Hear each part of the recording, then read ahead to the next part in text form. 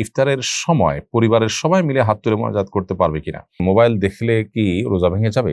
রোজা রেখে খবর দেখা যাবে কিনা? রোজার মাসে রোজা রেখে চায়ের দোকান চালানো যাবে কিনা? ইফতারের সময় পরিবারের সবাই মিলে হাত তুলে মোনাজাত করতে পারবে কিনা?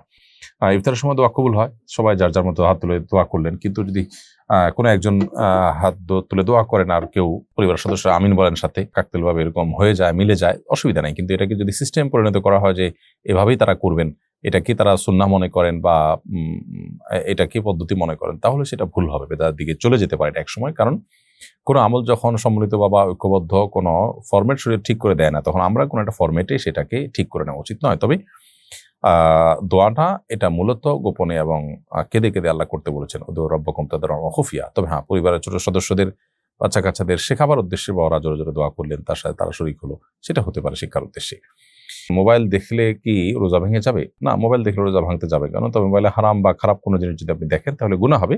সেটা রমজানের বাইরে দেখলেও গুনাহ হবে, রমজানে দেখলে গুনাহ আরো বেশি হবে, কিন্তু তার সাথে রোজা ভঙ্গ হওয়ার সম্পর্ক নেই।